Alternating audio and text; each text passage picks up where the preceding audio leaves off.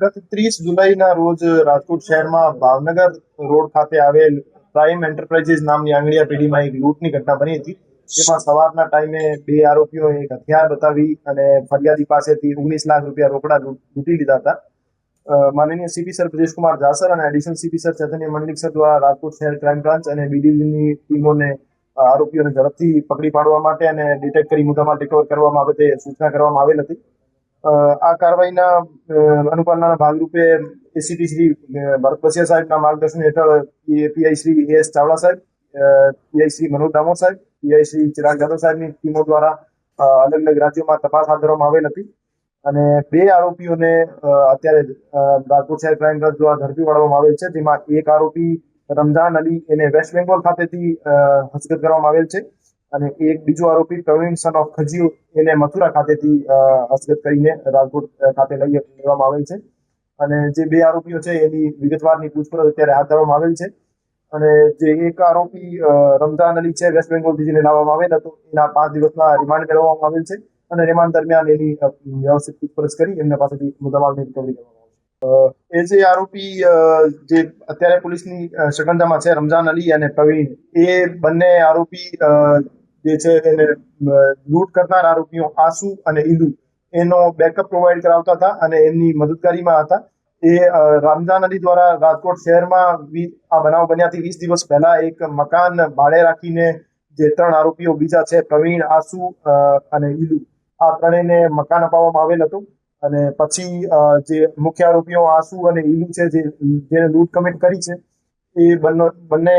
Recce કરી હતી અલગ અલગ જગ્યાઓની અને પછી 30 તારીખે છેલ્લે એને આ લૂંટ કમિટ કરી અને પછી અહીંથી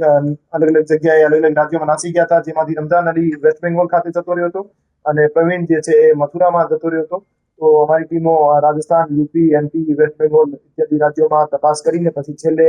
રમઝાન અલીને વેસ્ટ બેંગોલ ખાતેથી ઝડપી પાડવામાં આવેલ છે અને પ્રવીણને મથુરા ખાતેથી પકડવામાં આવેલ છે. બાકી જે બે આરોપીઓ છે એની અત્યારે શોધખોળ ચાલુ.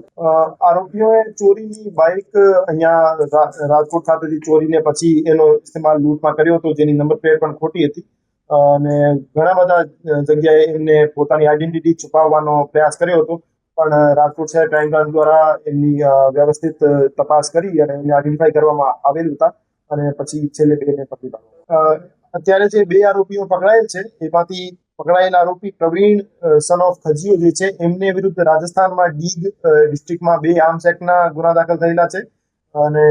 બીજું એક જે આરોપી છે આસુ ઉર્ફે આસ મોહમ્મદ અયુબ, એ મથુરાનો રહેવાસી છે. એના વિરુદ્ધ ઓનલાઈન રેકોર્ડ ચેક કરતા આઈસીસીએસમાં 22 લૂંટના અને ડેકોઇટીના ગુના એમના વિરુદ્ધ દાખલ થયેલા છે અને અમારું માનવું છે કે ઓફલાઈન રેકોર્ડ તપાસવામાં આવે તો એના વિરુદ્ધ 40 કરતા વધારે ગુના દાખલ થયેલા હોઈ શકે છે. એ હથિયાર અમારું હજુ સુધી માનવું છે કે એ સાચું જ હતું અને આસુ ઉર્ફે આસ મોહમ્મદના કબજામાં હતું અને જ્યારે એ આરોપી પકડવામાં આવશે તો એની પાસે હથિયાર પણ કબજે કરવામાં. અત્યારે એ જે બે આરોપીઓ પકડાય છે એમની પાસેથી 2 લાખ રોકડ રિકવરી થઈ છે અને રિમાન્ડ દરમિયાન બીજા મુદ્દામાલની પણ રિકવરી. જે આરોપી રમઝાન અલી ઉર્ફે રાજુ સન ઓફ કુરબાન અલી શેખ છે એ મૂળ 24 પરગણા વેસ્ટ બેંગોલનો રહેવાસી છે. એ જે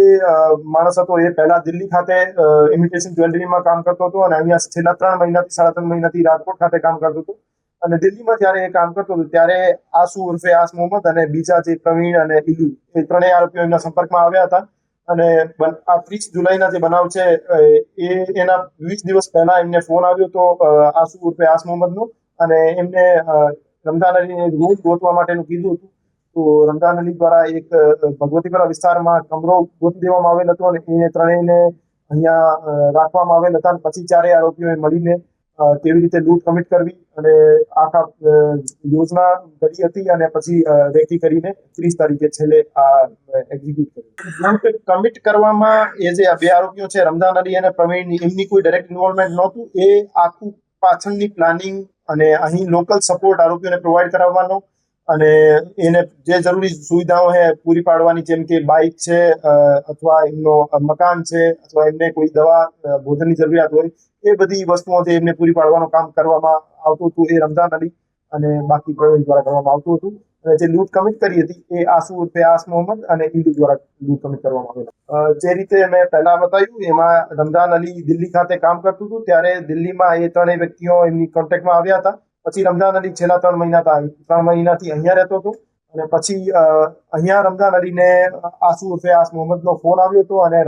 રાજકોટમાં એમને કામ કરવું છે એવી ઈચ્છા વ્યક્ત કરી હતી. પછી એ અહીંયા આવીને એમને લૂંટની પ્લાનિંગ કરી અને લૂંટને એક્ઝિક્યુટ કરી. રમઝાન અલીએ જે રૂમ એને પ્રોવાઈડ કર્યો એના પછી એમના દ્વારા રેકી કરી એરિયામાં જીરોઈંગ કરવામાં આવેલ હતી અને સૌથી સોફ્ટ ટાર્ગેટ જે હતું